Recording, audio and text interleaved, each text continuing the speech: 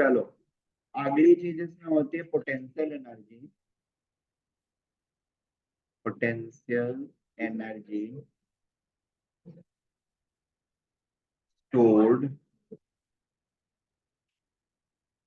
during linear expansion। ठीक है, तो ये इसमें क्या है, पोटेंशियल एनर्जी स्टोर्ड जो होगा, work done by the surrounding, बाहर से जो हम फोर्स लगा रहे हैं वो कितना वर्क कर रहे हैं। ठीक है, वो वर्क ही बेसिकली स्टोर होएगा पोटेंशियल एनर्जी के फॉर्म में if we are applying force F. ठीक है, F force, force applied is equal to F, इसकी वजह से elongation is equal to delta L. ठीक है, ये हुआ। तो अभी यहाँ पे दो चीजें हैं, समझ लेते हैं।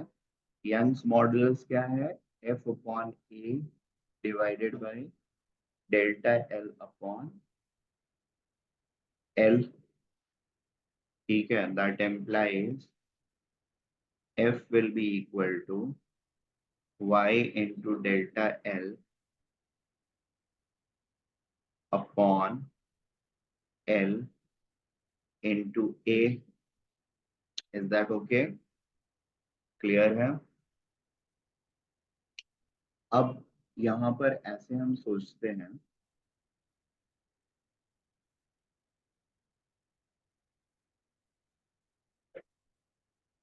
सपोज मेरा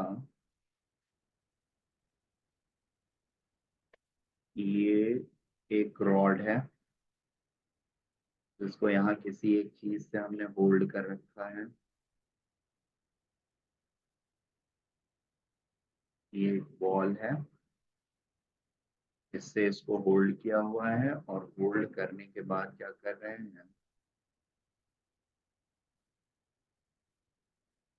कि इस पर फोर्स एफ लगा रहे हैं। ठीक है, एफ फोर्स लगाने की वजह से इसके अंदर थोड़ी सी स्ट्रेचिंग हो जा रही है।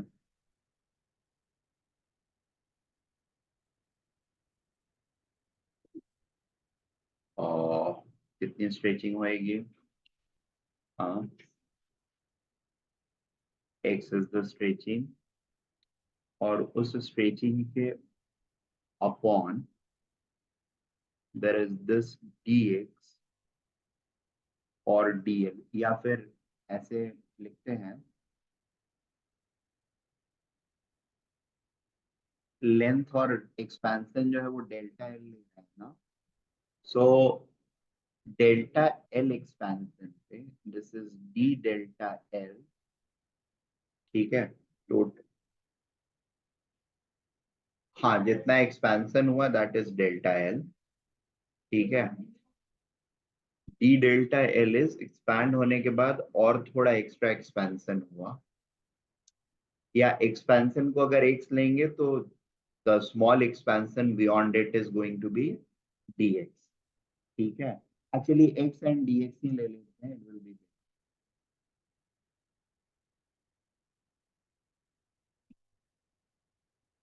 dx is extra expansion which is happening, or differential expansion which is, ठीक है, x is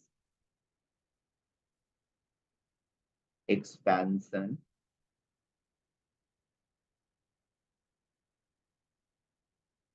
happened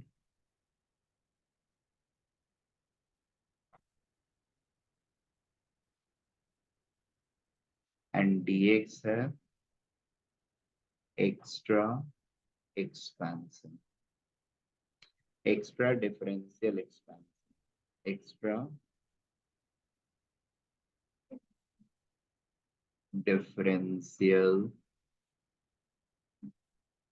expansion।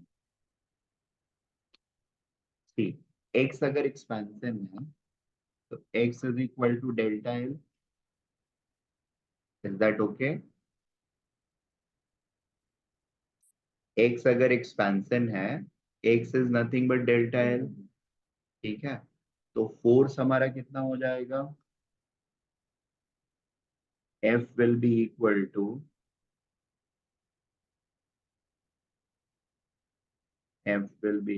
To Y X into A upon capital L, ठीक है? अभी वर्क डन क्या होता है?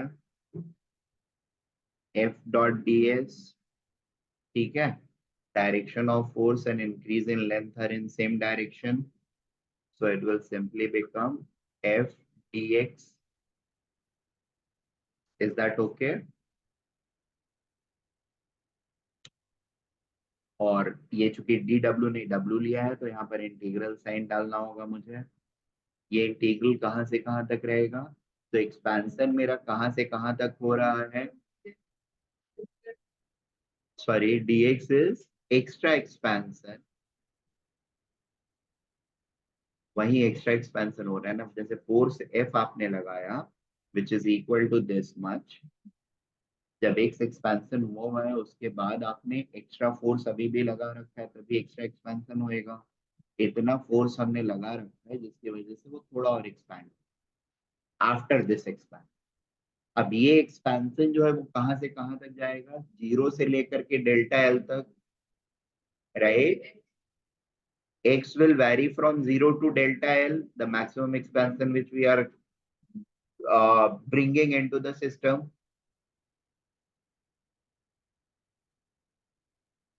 क्या? रॉड का लेंथ L इनिशियल, ठीक है? जीरो यहां से नेचुरल लेंथ से एक्सपेंशन जो है, this is natural length, that is capital L. Capital L क्या है? Original length. ओरिजिनल। पानी आया है क्या? पानी फिर खोल लीजिए वो भरे बकेट में भाई। अरे एक तो वो मैं बाहर से ले करके आया, बाहर से लेकर के आया। हाँ, चलिए वो बन भरने दीजिए उसको। अरे यार, बड़ी परेशान है।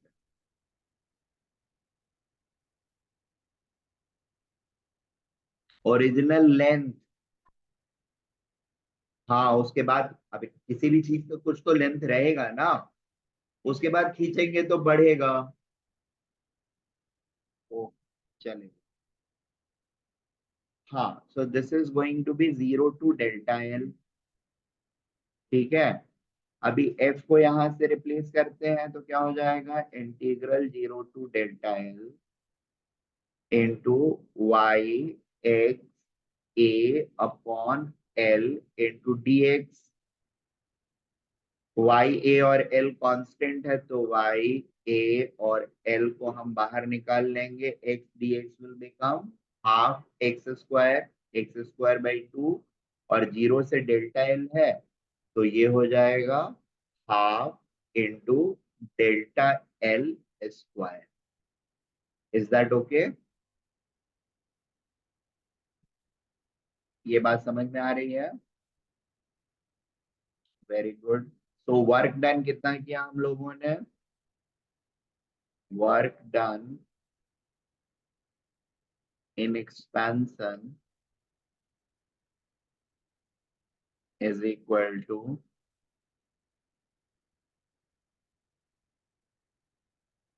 y a upon L 2L into delta L square। तो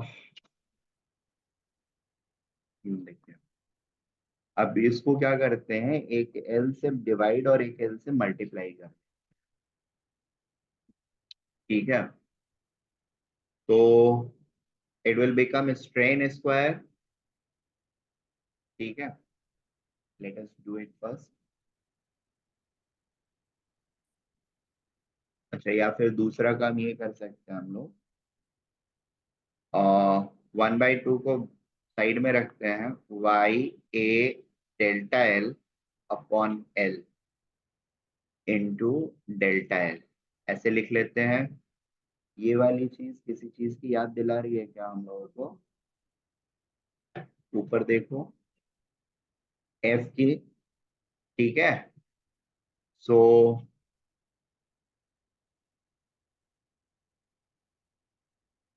स्ट्रेस, नहीं, हाफ इंटू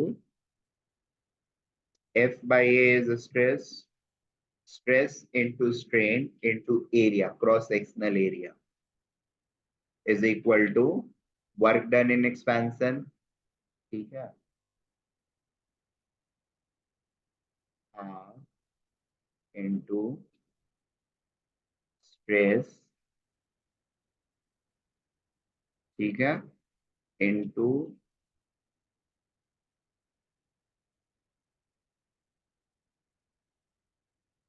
नहीं एक मिनट जाओ, एक minute, y delta L L A plus हो गया, ये डेल्टा एल अलग से बच गया ना,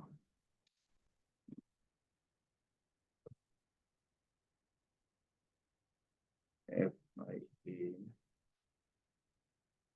Young's modulus into delta L by L, ये स्ट्रेस हो गया क्या?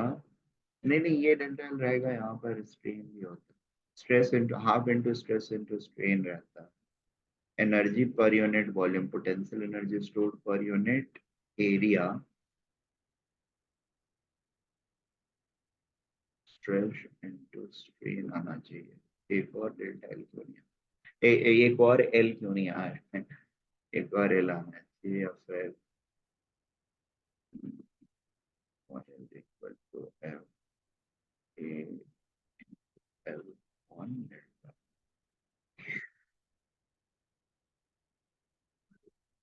L on L delta L.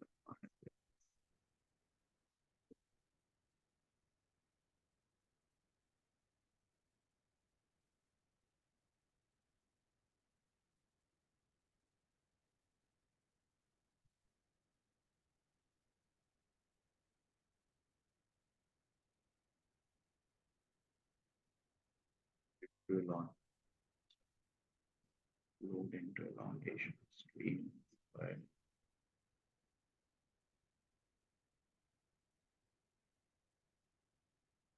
ठीक है, ठीक है, ठीक है। मुझे गलत चीज, सॉरी, ठीक है, ये एक्सप्रेशन सही है।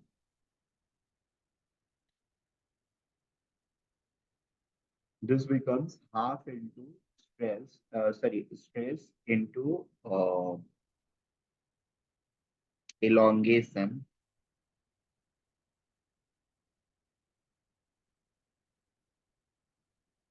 into area, that is A, ठीक है।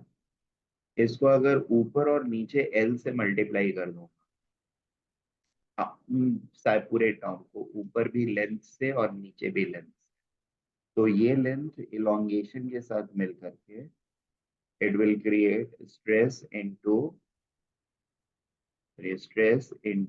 strain into volume, हाँ, elongation is delta n, area is cross sectional area A, L से, देखिए y a delta L by L है, y into delta L by L जो है that is stress, a बाहर आ गया, उसको मल्टीप्लीकेशन में लिख लिया, हाँ, area into length is volume, और लेंथ से डिवाइड कर लिया मैंने, तो लेंथ और लेंथ कैंसिल हो गया, अदरवाइज ये area into length will become volume, और elongation upon delta L will become strain, ठीक। Force upon area is strain ना, सॉरी स्ट्रेस,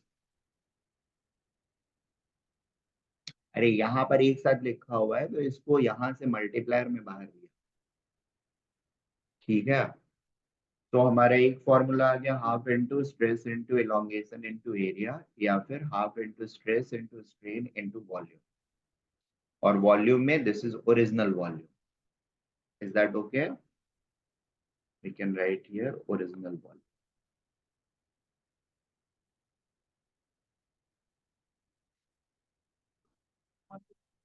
हाँ,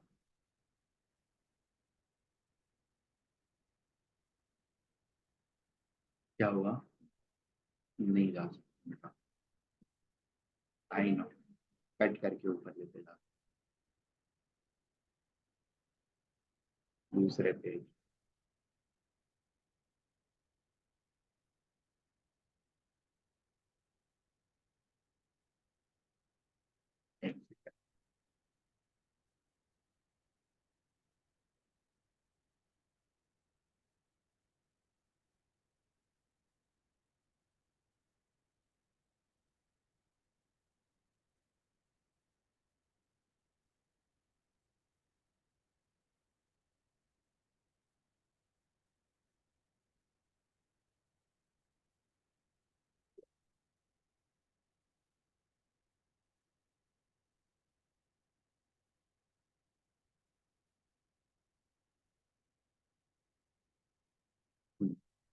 अभी ठीक है।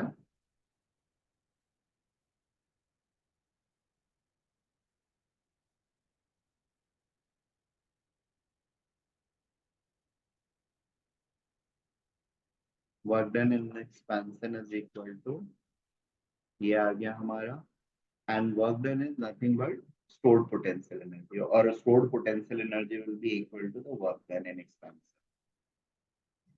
सर आप बोलो। एनिलिंग पर थे ना? किस चीज पर थे? हाँ बेटा, वो तो खत्म हो गया ना। अब उसके बाद मैंने ये पोटेंशियल एनर्जी स्टोर्ड जो है उसके बारे में डिस्कशन चालू किया, इसके लिए फॉर्मूला डिराइव किया। तो आपको तो ज्यादा, आपने मीटिंग स्टार्ट नहीं किया था क्या?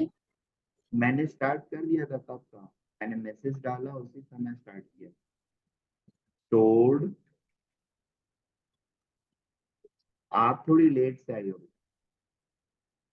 Stored potential energy is equal to work done in expansion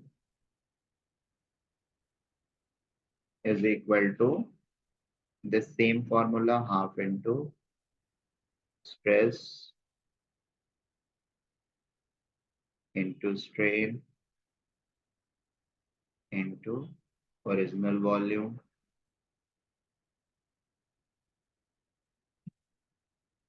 हाँ बेटा, इंटीग्रेशन से आया है। और क्या हो सकता है इसको, अगर मैं डेल्टा एल से मल्टीप्लाई करता हूँ और एल से डिवाइड एल से volume.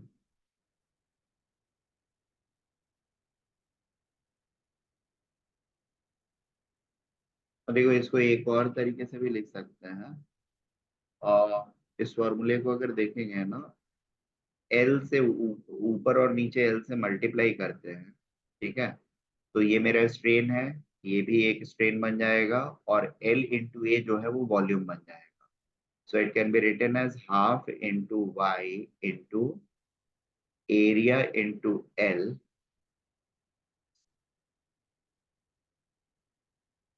Area into L into delta L by L का whole square.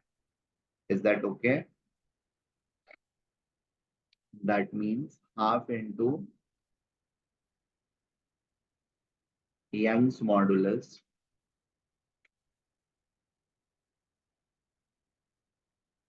Modulus y into strain square into original volume। Is that okay?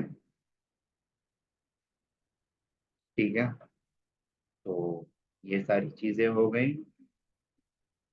सारी चीजें एक ही एक्सप्रेशन को हम अलग अलग तरीके से लिखें। into V into Young's modulus. हाँ, yes, yes. So Young's modulus into strain square into original volume. ठीक है.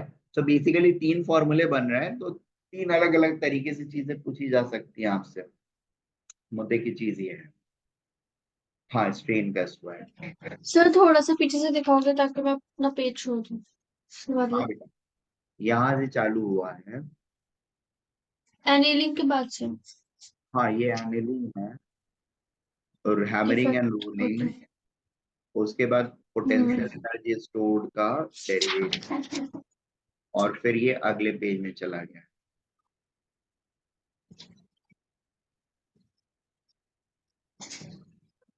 उसके बाद वो जब करा रहे थे. यस,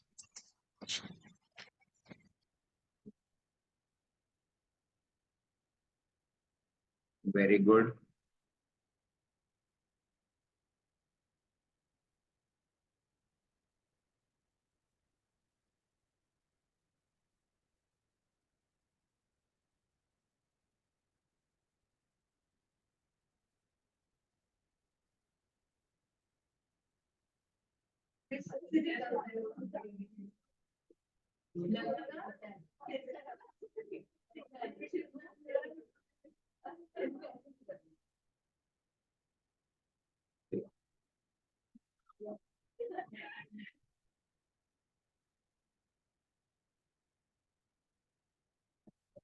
मुझे अच्छा लगता है.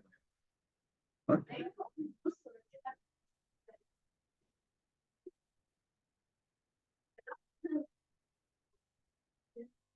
सर ऊपर करोगे.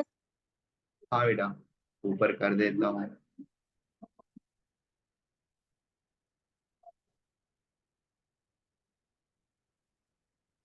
Feels good.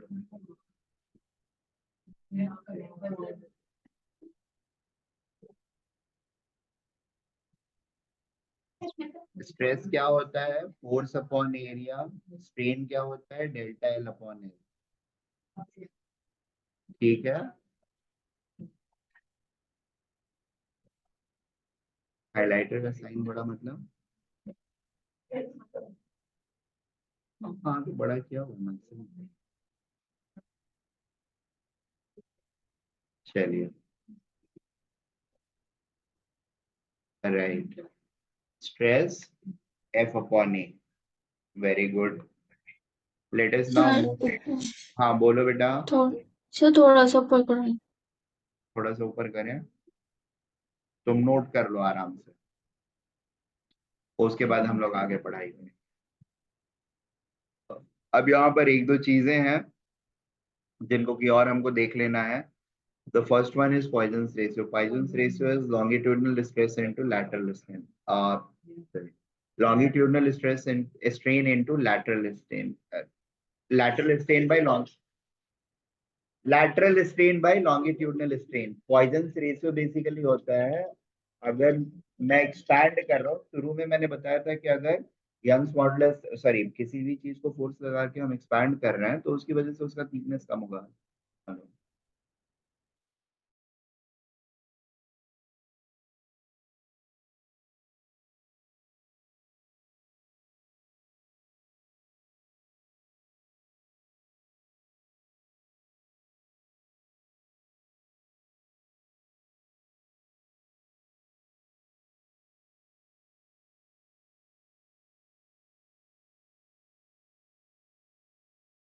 हाँ सर लिख दिया.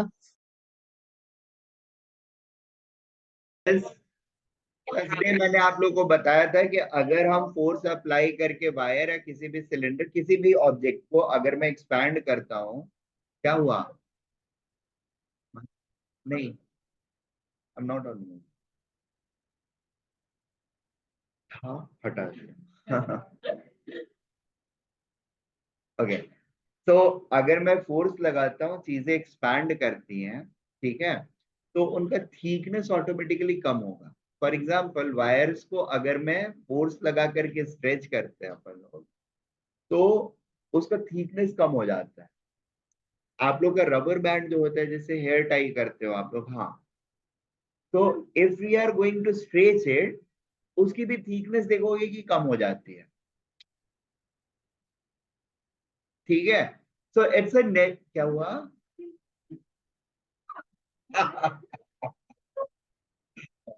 हाँ, हर कोई ट्राई करता है इसको।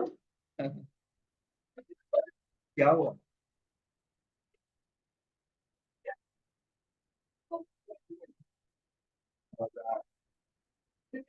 क्या कर रही है?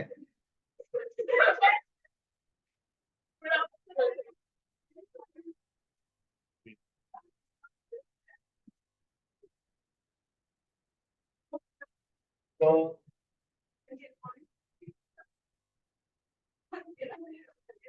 द आइडिया हियर इज कि जब हम उसको एक्सपैंड कर ये लैटरल एक्सपेंशन करेंगे, लॉन्गिट्यूडनल एक्सपेंशन करेंगे, तो उसका थिकनेस, लैटरल एक्सपेंशन जो होगा वो भी चेंज होता है। ठीक है, so the Poisson's ratio is simply defined as the ratio of lateral strain upon longitudinal strain. Ratio of longitudinal, lateral मतलब विथ, हाँ लैटरल मतलब विथ के अकॉर्डिंग जो आपका कॉम्प्रेशन हो रहा है, that ratio divided by longitudinal strain. Longitudinal मतलब लेंथ का strain, that will be denominator, and numerator में योर डायमीटर या थिकनेस का स्ट्रेन। ठीक है, हाँ बिल्कुल, इसको आगे की तरफ खींच रहे हैं, जिसकी वजह से इसका एक्सपेंशन जो है कम हो रहा है, लैटरल। क्योंकि वो कम होगा ना बेटा, पहला वाला बढ़ेगा तो दूसरा वाला ऑटोमेटिकली कम होगा। ठीक है, उसको कम ही होना पड़ेगा ना, उसके पास और कोई ऑप्शन है?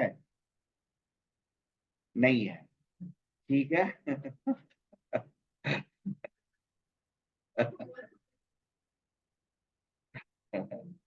चलो कोई नहीं, मैंने जवाब ले लिया खुद से। नेवरदलेस, तो इसको थोड़ा सा घुमा देते हैं तो ज्यादा अच्छा है। ठीक है, क्या फर्क पड़ता है, समझ में आ रहा है ना? हाँ, तो that's most important.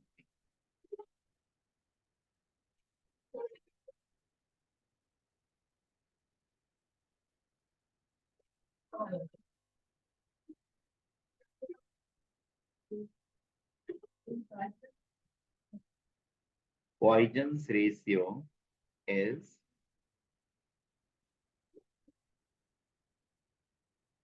Sir O आएगा, एन नहीं आएगा।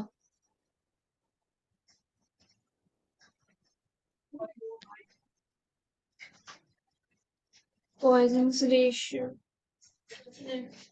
क्वेश्चन लिखा है।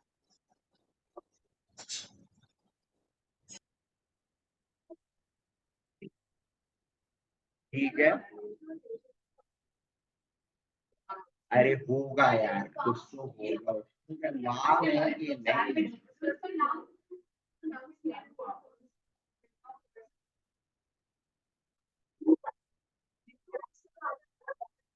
कोई फालतू फालतू बातें तुम लोग खाली करते हैं। हाँ, ड्रॉ करो।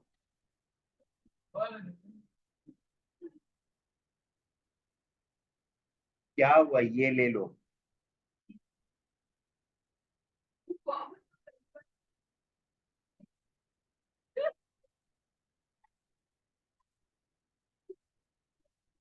Ratio,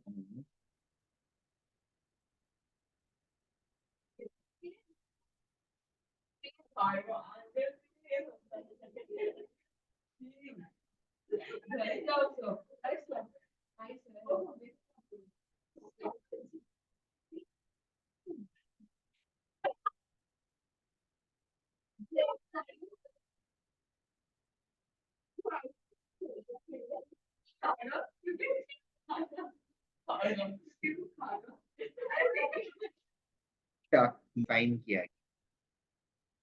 are we getting this point? By definition ये होता है कि व्हेन योर स्ट्रेन इज 1%, ठीक है, नहीं, इक्वल टू 1%, ठीक है, equal to 1%, and you draw the line parallel to the Young's modulus of elasticity, ठीक है, यानी जिस जोन में प्रोपोर्शनल है मेरा स्ट्रेस और स्ट्रेन, उसके पैरेलल मैं लाइन ड्रॉ करता हूं, और वो मेरे इलास्टिसिटी कर्व को जहां पर कट करेगा ना, that is point of permanent set, ठीक है। ये परमानेंट सेट का डेफिनेशन है, और इसीलिए लाइक, और इसके बारे में दिया नहीं हुआ था तो फिर परेशानी हो रही है, राइट, ठीक है, पैरेलल टू दिस लाइन, हाँ, ये जिस पॉइंट पर इंटरसेक्ट करेगा हमारे इलास्टिसिटी कर्व को, this point is permanent set.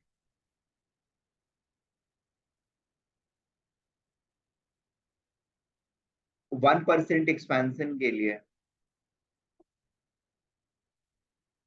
नहीं, in order to take a strain of 1%, ठीक है, यहां पर एक मार्किंग करी गई, और यहां से एक लाइन ड्रॉ किया गया which is parallel to line O A, और वो इलास्टिसिटी कर्व को जहां पर कट करेगा, that is the point of permanent set, ठीक है। परमानेंट सेट का मतलब है कि सॉर्ट ऑफ ऐसे बोल सकते हो कि ये यहां तक अगर एक्सपैंड कर गया ना, तो उसमें आगे अगर कुछ आप एक्सपैंड करते हो तो ये रेसिड्यू आपके पास बचा रहेगा। रेसिड्यू मतलब उससे अब वो कम लेंथ का नहीं होगा, मतलब ओरिजिनल लेंथ पर आ नहीं पाएगा, ठीक है। This thing is going to be with it always, getting the point. इसमें और एक ये चीज है, मैं थोड़ी सी बता देता हूँ आप लोगों को, ये पढ़ना है आप लोगों को, पढ़ना है एज इन आप लोगों को खुद से पढ़ लेना है। पॉइजन रेशियो के बाद की चीजें जो है, they have discuss about strain strain कर, आ रही, रुक जाओ, ये वाला रिलेशनशिप इंपॉर्टेंट है, इसको याद कर लेना, ठीक है, इसको याद करना ही पड़ेगा, ऐसे समझ लो। हाँ,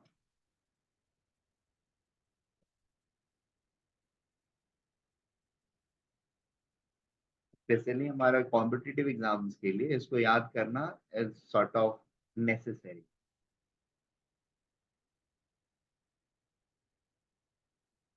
relationship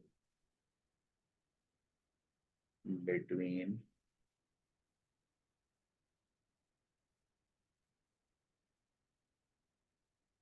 y, b, eta and rho। ये क्या है? Young's modulus. बी क्या है? Bulk modulus. ये क्या है? शेयर मॉडुलस या मॉडुलस ऑफ रिजिडिटी। और ये क्या है? पॉइजन रेशियो, ठीक है। हाँ, ठीक।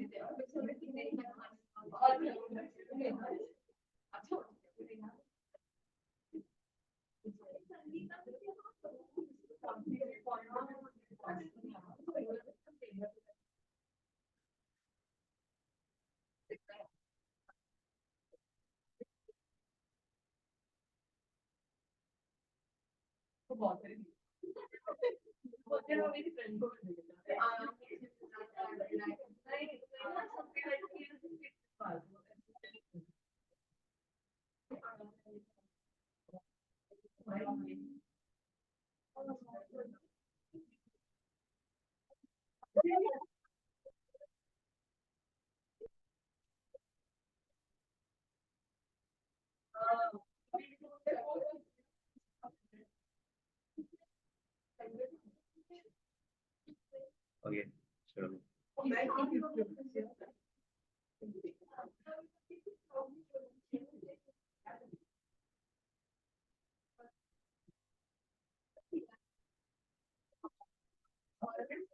ओके इसमें first relationship bulk modulus is equal to Young's modulus upon 3 into 1 minus, हाँ बेटा ये डायरेक्टली याद करना होता है। इस पर बेस्ड कभी कभी छोटे मोटे क्वेश्चंस भी आ सकते हैं, या फिर डायरेक्टली सिर्फ फॉर्मूला आइडेंटिफाई करने के लिए आता है इसमें से कौन सा रिलेशन सही है, और उसमें वो इधर उधर चीजें कर लेते हैं, खाली न्यूमरेटर को डिनोमिनेटर, डिनोमिनेटर को न्यूमरेटर कर लेंगे, या दूसरी चीज कोएफिशिएंट्स को एक्सचेंज कर देंगे। ठीक है, तो 2 माइनस सिग्मा 4 रिलेशन से बात समझ में आ रही है, तो इसलिए हमको ये फॉर्मूला याद होना बहुत जरूरी है। सही, चारों नोट करना। हाँ बेटा ये चारों नोट करना है और याद कर लेना है। याद करना इज मोस्ट इम्पॉर्टेंट पार्ट। इसका डेरिवेशन हमारे स्कोप के बाहर है, होता है डेरिवेशन, अगर चाहिए तो यहाँ पे एक मैंने सर्च किया था, आया था। ठीक है, हाँ, और मैट्रिक्स सॉल्यूशन से आता है क्या,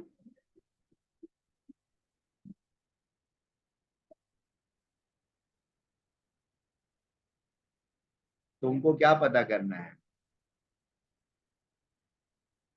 तो क्यों पता करना है हमें? हाँ ठीक है, एक्स वाई जेड डायरेक्शंस के लिए अलग अलग कैलकुलेट करके, और फिर ये इस तरह का एक मैट्रिक्स बनता है, यहाँ पे है ये। ठीक है, इसी से डेराइव किया जाता है। इसका डेरिवेशन हमारे स्कोप के बाहर है, ये एक्चुअली मैट्रिसेस सॉल्व करना होता था, और ये हमारे ये है मैट्रिक्स। ठीक है, हाँ हेलो, हाँ हाँ, दिस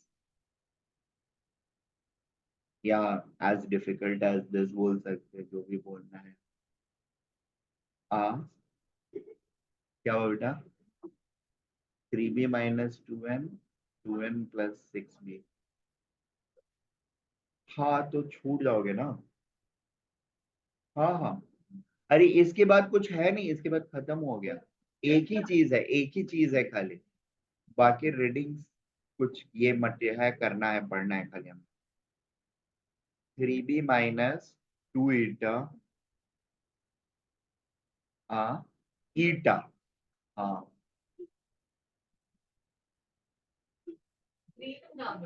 हाँ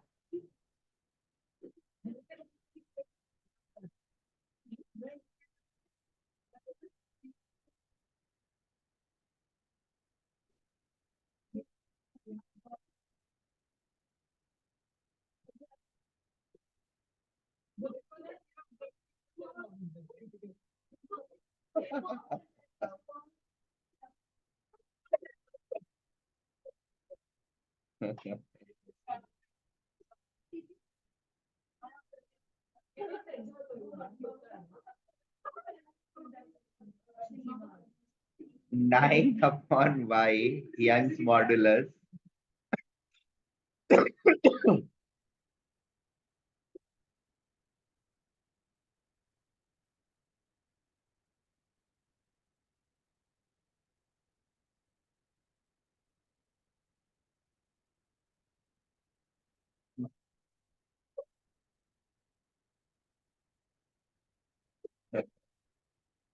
तो 9 by Young's modulus is equal to 1 by beta plus 3 by eta. ठीक है, 9, न्यूमेरिक 9 देख करके अजीब सा लग रहा है ना। मैं खुद भी पढ़ूं इसको तो 9 ना पढ़ूंगा अभी। कैसे लिखूं यार। ठीक है चलेगा, दिस इज बेटर, बट क्यों लगने लग। नहीं नहीं, मैं तो करता ही हूँ, मैं हमेशा क्यों ऐसे ही लिखता हूँ।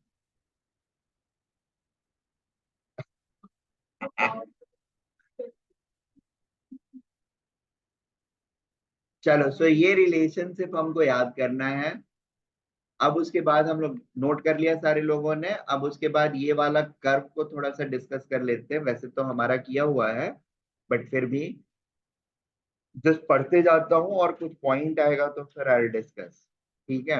When a wire is stretched by a load as shown in figure 12.9a, it is seen that for a small value of load, the extension produced in the wire is proportional to the load. Stress is directly proportional to stress. जहां तक ये follow होता है that is called, sorry, जहां तक ये follow होता है वहां पर हमारा Young's modulus of elasticity defined होता है, इलास्टिक लिमिट। ठीक है। When a graph between stress and strain is plotted, then the stress is found to be proportional to strain percentage elongation up to a point A. Thus, Hooke's law is fully obeyed in this region. The point A is known as proportional limit. Proportional limit. ठीक है।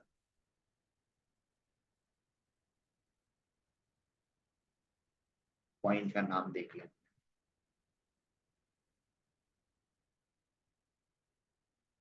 A is proportional limit.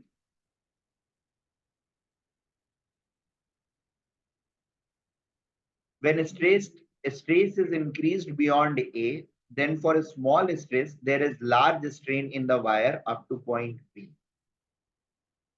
When load is gradually removed between points O to B, the wire returns to its original length. So up to this point, if we are at till this point, point B,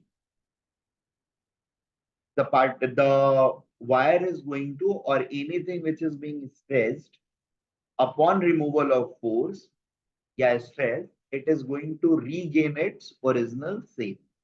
ठीक है, या original size को regain कर ले। This is called elastic limit. B is elastic limit. हाँ, hello, आप लोग को क्या दिख रहा है? अबे यार, मेरे को तो स्क्रीन दिख रही है, हाँ वो ठीक है रिलेशन चलेगा, बिटवीन उसी पर कुछ दिख दिखाता रहा है हूँ, उसी सर। पर बताता हूँ, उसी पर बताता हूँ। वेट, एक सेकेंड।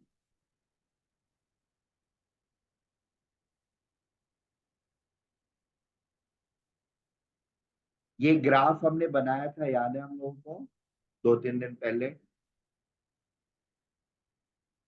ऐसा एक ग्राफ बनाया था क्लास में। हाँ हाँ हाँ। Very good.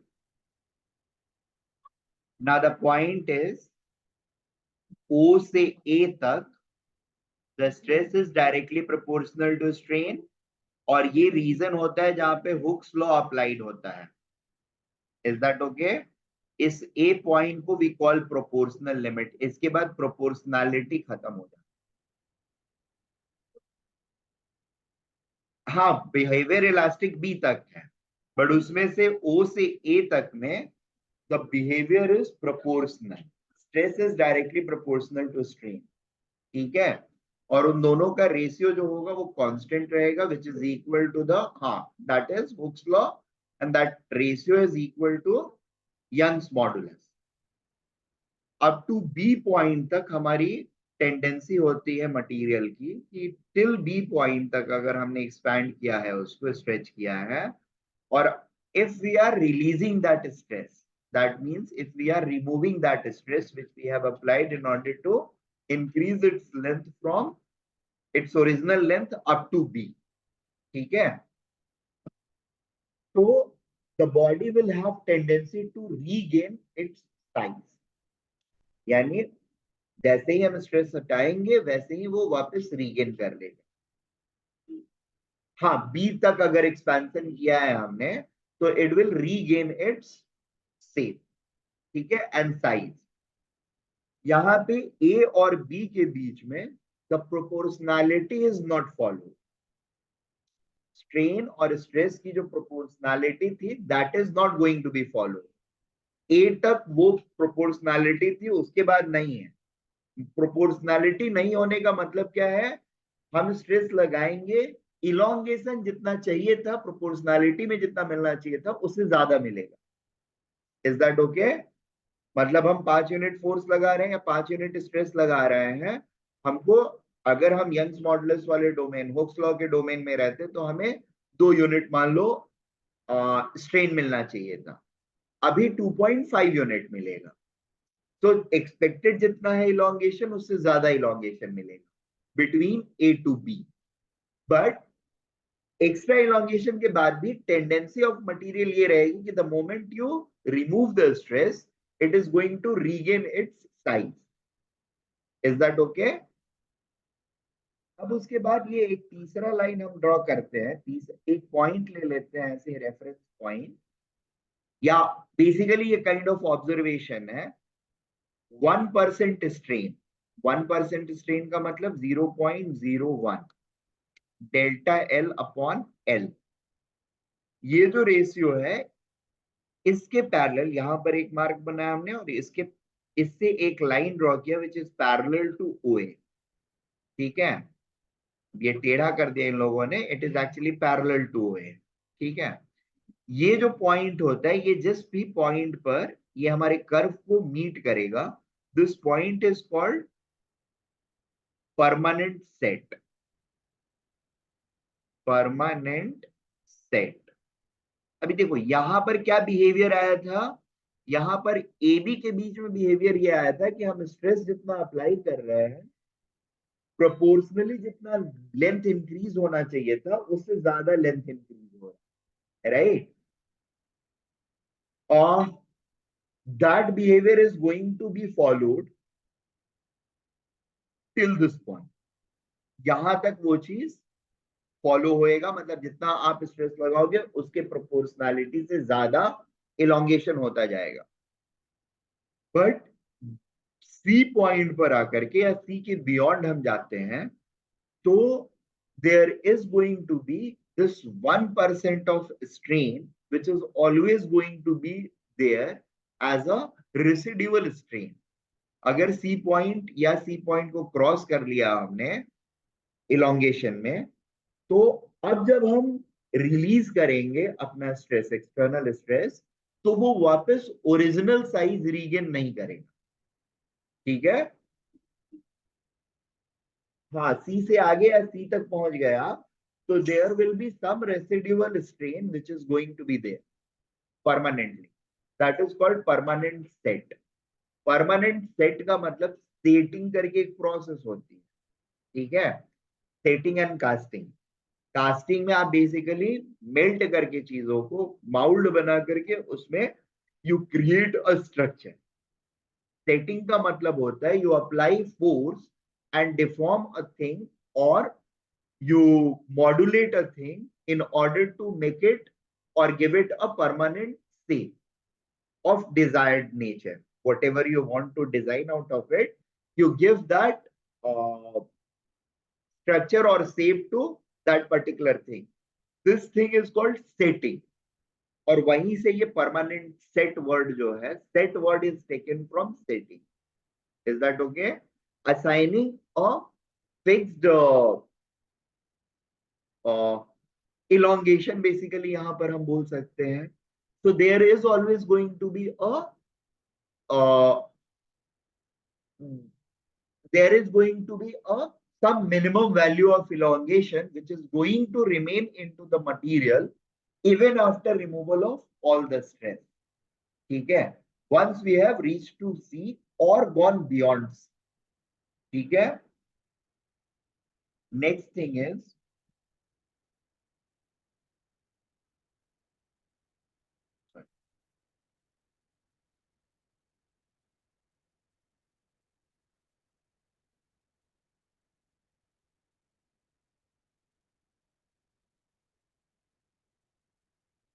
8 point elastic limit था. इलास्टिक लिमिट या यील्ड पॉइंट इसको बोलते हैं. Point A. The material of wire in region OB shows elastic behavior, hence known as elastic region. Up to B, O to B, it is elastic. Elastic का मतलब क्या है? Ability to regain its shape or size. So OB तक is elastic region. If the stress or load increases beyond point B, the strain further increases. This increase in strain represented by BC part of the curve. Now, if the load is removed, the wire does not regain its original length, but the increase in the length of wire is permanent. In other words, there is a in other words, there is a permanent strain equal to OO dash in the wire even when the stress is zero. This permanent strain in the wire is known as permanent set. Okay. Now, as the stress beyond C is increased, there is a huge strain in the wire. So beyond C, there is going to be huge strain. Even though you are not increasing the stress substantially, बहुत या same level भी maintain करते रहेंगे, तभी there is going to be substantive increase in or substantive elongation which we are going to observe. This huge increase in strain for small stress is represented by CD part of the curve. The wire breaks at point D, which is also known as fracture point. The material of wire from C to point D shows the plastic behavior or plastic deformation. That means permanent deformation. The stress needed to cause the actual fracture of material is known as breaking stress or ultimate tensile strength. Words note कर लो.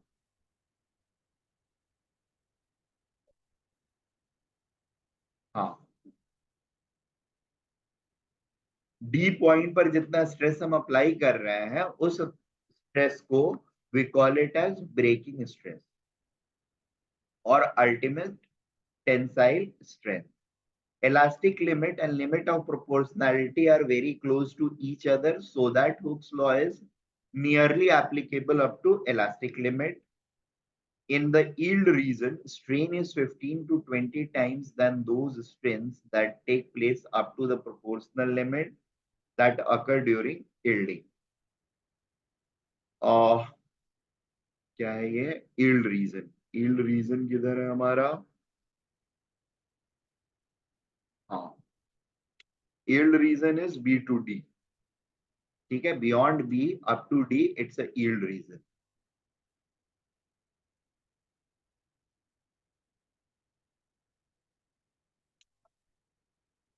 Obviously material पे ही depend करेगा. ठीक है. और सिर्फ material पे ही नहीं, many times वो direction of application of force पे भी डिपेंड करेगा. हाँ बेटा, मैंने बताया था कि सॉलिड्स जनरली होमोजीनियस नहीं रहते हैं हर डायरेक्शन में. तो किस डायरेक्शन में हम फोर्स अप्लाई कर रहे हैं उसके ऊपर भी ये चीज डिपेंडेंट रहती है.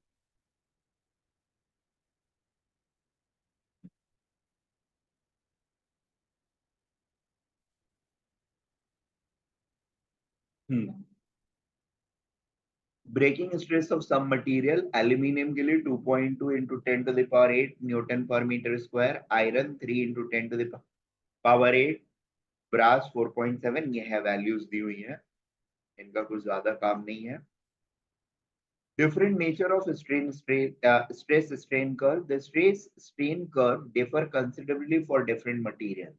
The steeper curve indicates a stiffer material. ये नोट कर लो। स्टीपर कर्व का मतलब हुआ जिनका ये वाला चीज जो है स्टिप रहेगा। ये एक है, ये दूसरा हो सकता है। कौन ज्यादा स्टिप हुआ? ये नया वाला जो बनाया। एक ऐसे हो सकता है, ये कम स्टिप हुआ। हाँ, steeper curve, stiffer material. Steeper curve means stiffer. Stiffer, stiff का मतलब ज्यादा रिजिड, उसमें इलॉन्गेशन करना हमारे लिए मुश्किल होगा। It will require large amount of stress to be applied in order to have same level of deformations. Steeper curve indicates stiffer material. Line parallel to the strain axis indicate a ductile material. Parallel to the strain axis, ठीक है। Horizontal जो axis है उसके parallel अगर हमको मिल जाता है कोई भी चीज, इसका मतलब क्या हुआ? स्ट्रेस कांस्टेंट है, फिर भी हमारा मटेरियल जो है वो बढ़ते जा रहा है, ठीक है। कहीं पर भी ये अगर हॉरिजॉन्टल हो जाएगा कर्व, तो इसका मतलब क्या होगा? इसी स्ट्रेस वैल्यू पे, मतलब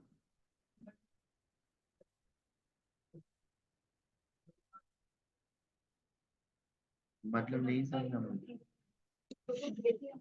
अरे आइडियल की बात करी जा रही है वहां पे, ठीक है। सो more parallel or closer, the gentle slope it will have, it will be more ductile. That's the idea, ठीक है। ज्यादा स्टीपर होगा मतलब स्टिफ है, ठीक है।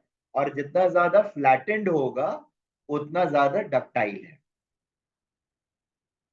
पैरेलल टू स्ट्रेन एक्सिस जब हुआ, इसका मतलब क्या हुआ कि for a given strain, sorry stress, एक गिवन वैल्यू ऑफ स्ट्रेस के लिए you are not increasing the stress any further and still the material is getting elongated, free flow times. हाँ, fully ductile, 100% ductility.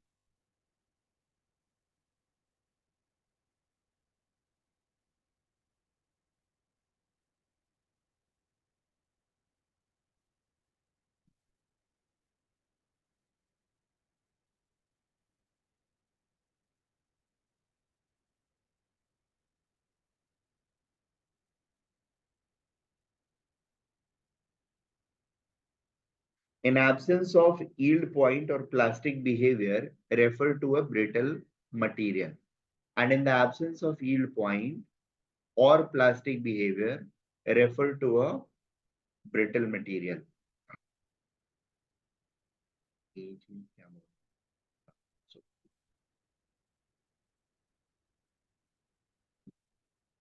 ये देखते हैं, आगे बढ़ते हैं। अलग से इन्होंने प्लास्टोमर्स, इलास्टिक हिस्टेरियासिस समझाया हुआ है, मे बी वहां पे हमें कुछ मिले। This point I am unable to understand. In absence of field point और plastic behaviour, refer to a brittle ductility is fine, ये वाला चीज। Ductile and brittle material. On the basis of elastic and plastic properties, material can be classified in two ways: ductile and brittle. Ductile कब होगा? C और D के बीच में जितना ज्यादा distance. हाँ, the materials which have large plastic range of extension are called ductile material. As shown in a stress strain curve, the fracture point is widely separated from elastic limit. Such material undergo an irreversible increase in length before snapping. So they can be drawn into thin wires, e.g. copper, silver, iron. Aluminium. The material which have very small range of plastic extension are called brittle material.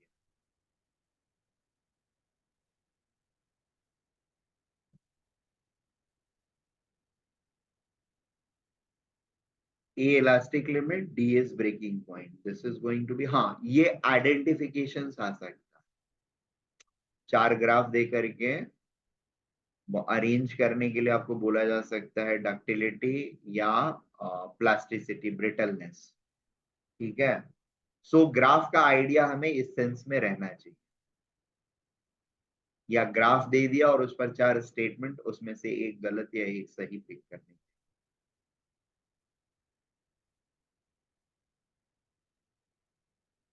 Their breaking point lie just close to their elastic limit as shown in figure, easy cast iron, glass, ceramics, etc. Malleability. When a solid is compressed, a stage is reached beyond which it cannot regain its original shape after deforming force is removed.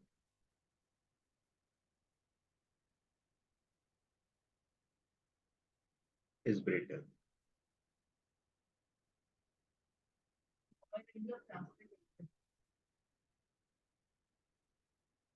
B से D वाला portion जो होता है that is plastic expansion. हो गया expand तो बस हो गया, it will not be able to regain its original shape and size. Elastic limit point A dash for compression, the solid then behaves like a plastic body, incompressible. When a solid is compressed, a stage is reached beyond which it cannot regain its original shape. So इसे expansion पे हम कर रहे थे, compression पे भी it is going to have the similar effect. एक level तक compress करेंगे, छोड़ेंगे तो वो regain कर लेगा, but बहुत ज्यादा compress कर देंगे तो it will not be able to regain its shape. For example, rubber है, ये रबर जो हम यूज करते हैं, इसको अगर हम कॉम्प्रेस करते हैं और छोड़ते हैं तो वो रीगेन कर लेता है अपना साइज। ठीक है, बट अगर इसको हम die, die basically high pressure apply करने का एक इंस्ट्रूमेंट होता है, उसके अंदर ले जाकर के इसको डाल देते हैं और बहुत हाई प्रेशर इसके ऊपर अप्लाई करते हैं, फोर्स अप्लाई करते हैं, तो ये चिपटा हो जाएगा। ठीक है, हाँ, और चिपटा होने के बाद वो फिर फैलेगा नहीं, वो बस चिपट के रह जाएगा। ठीक है, क्या,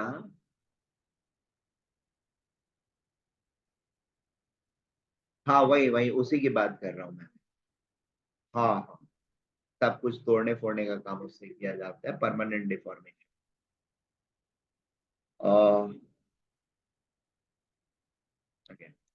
Elasticity, the yield point B dash obtained under compression is called crushing point. Elas यहाँ पे है, यहाँ पे ये कॉम्प्रेशन का कर्व है, यहाँ पर डायरेक्ट प्रोपोर्शनैलिटी है, इलास्टिक लिमिट, ये है क्रसिंग।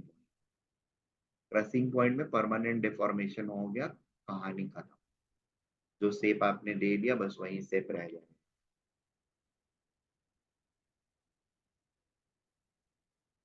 ठीक है,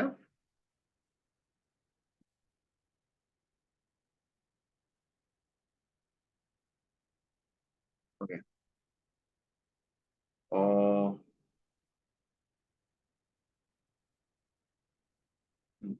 yield point B dash obtained under compression is called crushing point. After this stage, metal are said to be malleable. That is, they can be hammered or rolled into thin sets, easy gold, silver, lead, etc. Crossing point के बाद they are malleable, उसके बाद इनको मतलब obviously regain करने की ability खत्म हो गई तो पीट पाट के जैसा बर्तन बनाना है बना लो। ठीक है, elastomers, the material which can be elastically stretched to large value of strain are called elastomers. Rubber, elastic ball जो लेते हो बचपन में खेले वेले होगे, जो बहुत बाउंस करता है ना, एक बॉल होता है छोटा, छोड़ बहुत ऊपर, हाँ, they are elastomer. Rubber can be stretched to several times its original length, but still it can regain its original length when applied force is removed. There is no well-defined plastic reason. Rubber just breaks when pulled beyond a certain. Elastic reason in such cases is very large, but the material does not obey Hooke's law. In our body, the elastic tissue of aorta, the large blood vessel carrying blood from heart, is an elastomer, for which the stress strain curve is shown below. ठीक है? Aorta, हाँ, aorta. इसका stress strain curve जो है, that looks like this. Elastic hysteresis, देखो hysteresis एक word होता है जिसका मतलब होता है when you are performing anything in loop. क्या हुआ?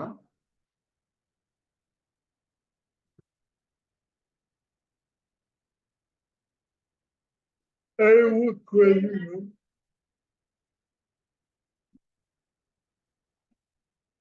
AORT से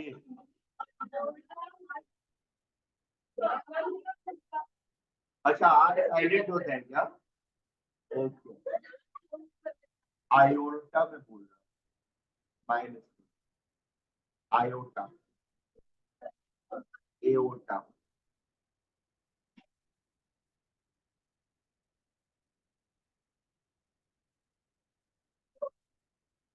चलिए हिस्टीरियासिस वर्ड समझ रहे थे हम लोग हिस्टीरियासिस का बेसिकली मतलब ये होता है और ये एक दो बार और आएगा एक बार और आएगा जब हम लोग मैग्नेटिक 12th स्टैंडर्ड में पढ़ेंगे मैग्नेटिक प्रॉपर्टीज ठीक है इसका मतलब होता है whenever you are doing a process in cyclic manner ठीक है एक स्टेप से दूसरे स्टेप पर लेकर के गए वहां से तीसरे स्टेप पर लेकर के फिर डिफॉर्म करके चौथे स्टेप और फिर finally back to original step इसमें एक स्ट्रेस स्ट्रेन कर्व बनेगा ठीक है और हर साइकिल में हर एक साइकिल में there is some permanent energy which is going to be stored into the system ठीक है इसको इतना खींचा और थोड़ा ज्यादा खींचा फिर और खींचा फिर उसके बाद उसको कॉम्प्रेस किया नहीं अभी पूरा नहीं किया है अभी आधा किया फिर और कॉम्प्रेस करके ओरिजिनल साइज पर लेते आया अब इसका मैं एक स्ट्रेस स्ट्रेन कर्व बनाता हूँ ठीक है कर्व अगर ऐसा बनता है सो दैट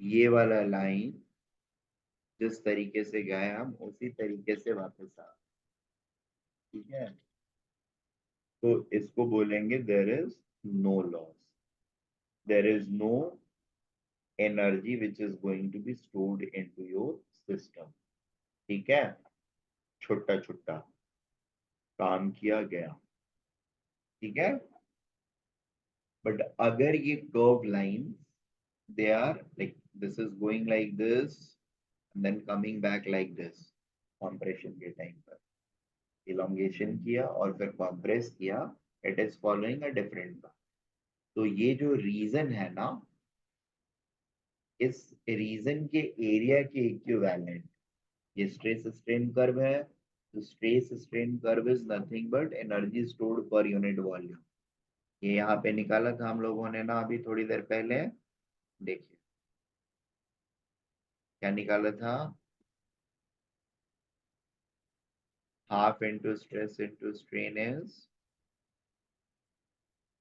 yeah,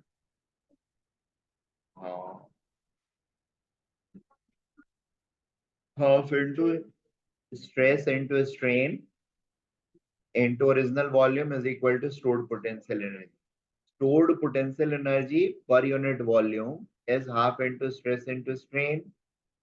तो वो जो हिस्टेरियासिस लूप जो है ना that is indicative of work done per unit volume or potential energy stored per unit volume. ठीक है ये आप लोग नोट डाउन कर सकते हो the area of hysteresis loop is equal to, हाँ, हिस्टेरियासिस की स्पेलिंग है बेटा सर HYSTERES। हेडिंग हेडिंग क्या करना? बेटा ये है हेडिंग, देख लो, इलास्टिक हिस्टेरियासिस। ग्राफ भी बनाना है? हाँ बेटा, ग्राफ नहीं बनाओगी तो समझ में नहीं आएगा ना। हाँ द एरिया ठीक है। enclosed in a hysteresis curve, sorry, enclosed in a cyclic stretching, in a cyclic stretching। Starting अरे रुको, स्टार्टिंग एक से बोल रुक जाओ, मैं लिख देता हूँ, 2 मिनट दो, कोई रहे। बात ओके। नहीं।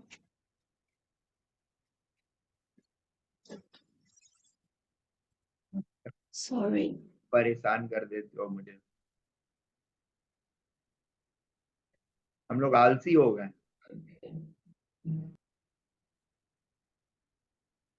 Page number 149।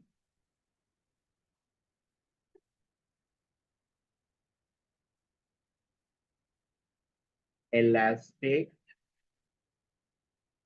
hysteresis।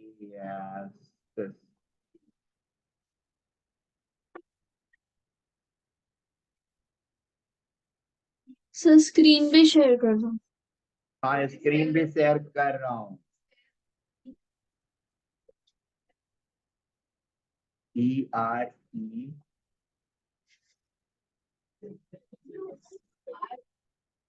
ऐसा ही है। चलो, वेरी गुड।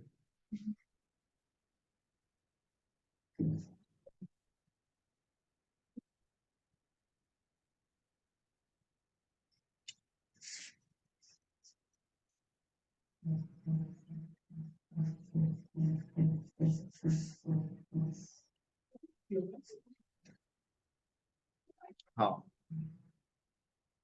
इलास्टिक हिस्टेरियासिस का मतलब हुआ, सर आपने स्क्रीन नहीं शेयर किया। अबे रुक जा भाई, मैं लिखना चालू करूं। हाँ, the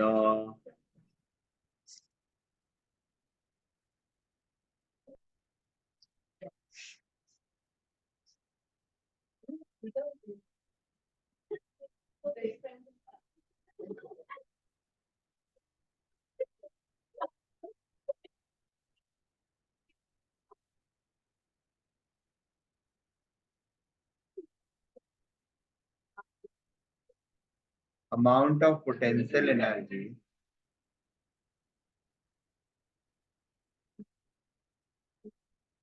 stored in a material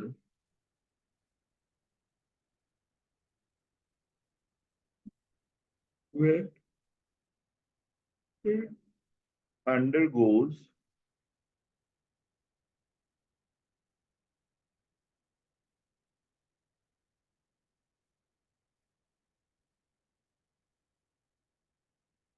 cyclic deformation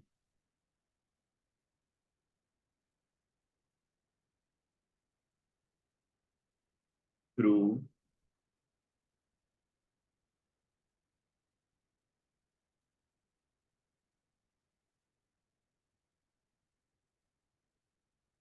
plastic zone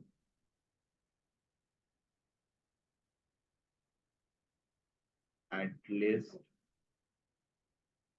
once।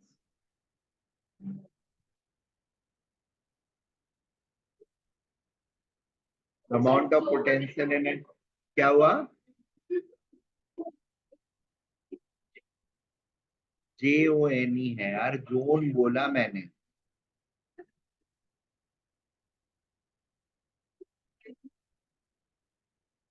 At least once. Amount of potential energy stored in a material when it undergoes cyclic deformation through plastic zone at least once। ठीक है? This residual energy which is getting stored is equal to the area under the stress strain curve during the cyclic deformation। ठीक है? or we can say the potential energy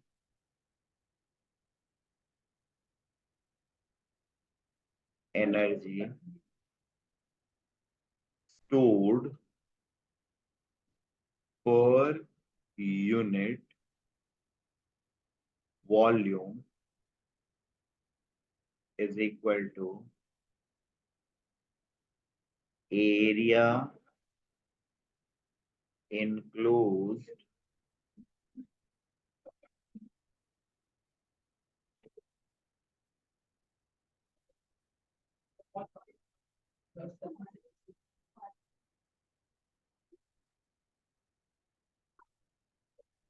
the potential energy stored per unit volume is equal to area enclosed in a cyclic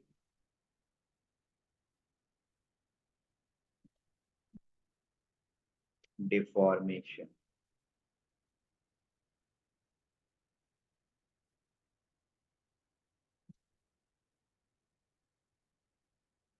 ठीक है.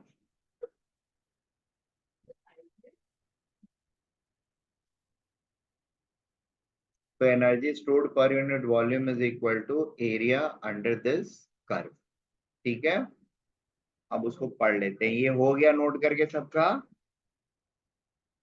हम जल्दी हाँ note करो. हो गया।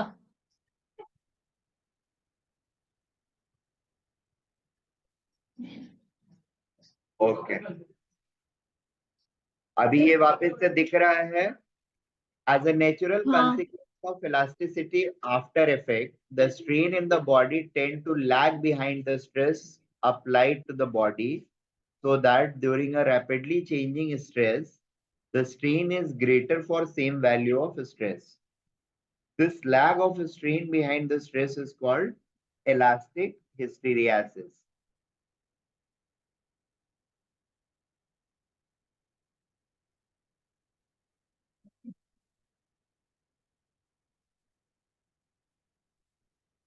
अबे मुंह बंद रहा. Due to elastic hysteresis, the original curve OAB is not retraced when the deforming force is removed. Although the body finally acquires the natural length, the figure clearly indicates that work done by the material in returning to its original shape is less than the work done by the deforming force. Hence, some amount of energy is absorbed by material in the cycle, which appears as heat. नहीं.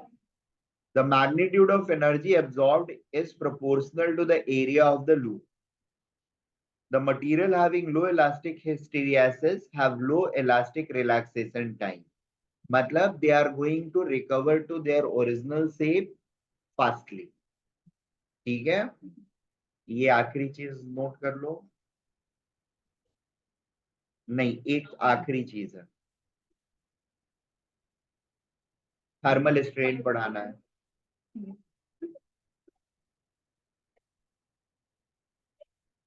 ये note कर लो. The material having low, या फिर मैं भी लिख देता हूँ. हाँ, वो मुझे पता है, तुम लोग लिख लोगे. सर वो जो ग्रीन पार्ट में हाईलाइटेड है वो। हाँ बेटा, वही. द मटीरियल हैविंग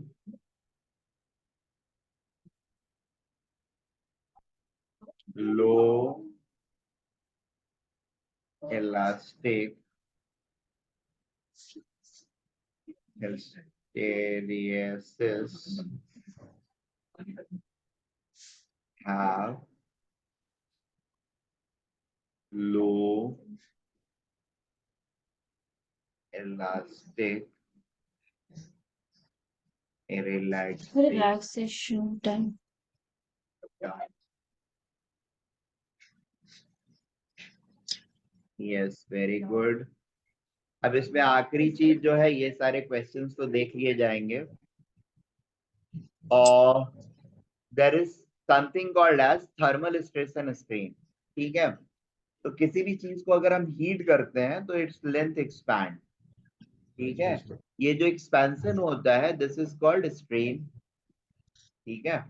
और उस स्ट्रेन की वजह से जो स्ट्रेस आएगा, क्योंकि Young's modulus is going to be active all the time, वो इंट्रिंसिक बिहेवियर होता है मटेरियल का.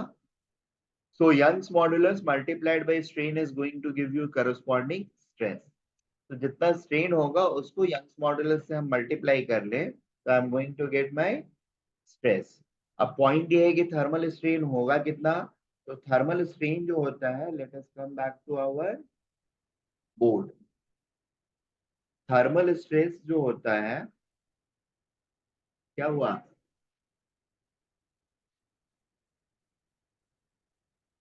Thermal strain and stress. देखिए यहाँ पर क्या होता है बेटा कि thermal strain, sir screen share करो। स्क्रीन शेयर्ड हो गया. थर्मल स्ट्रेन का मतलब क्या होगा, डेल्टा एल अपॉन एल. ठीक है. अब थर्मल एक्सपेंशन में हमारा जो होता है वो इस तरह की चीज होती है, एल माइनस एल नॉट, ठीक है, is equal to alpha L naught into delta T. ठीक है. या L which is the final length, और यहाँ पर एक्चुअली थर्मल स्ट्रेन में ये आ जाएगा जी, delta L naught original length. L naught is original length, L is final length. This difference is called delta L. ठीक है. तो थर्मल स्ट्रेन क्या हो जाएगा, delta L by L naught is nothing but alpha delta T. Alpha क्या होता है, coefficient of linear expansion. Is that okay, clear है, very good. So coefficient of linear expansion हमारा आ गया, थर्मल स्ट्रेन आ गया. अब स्ट्रेस की बारी है. thermal stress is going to be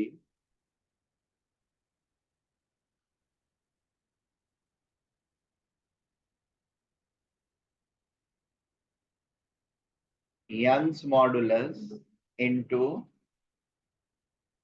thermal strain,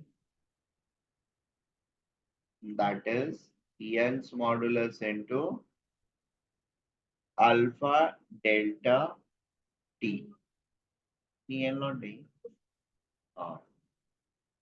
alpha delta T है ना, तो यंग्स मॉडुलस को अल्फा डेल्टा टी से मल्टीप्लाई कर दी एंड बी हैप्पी.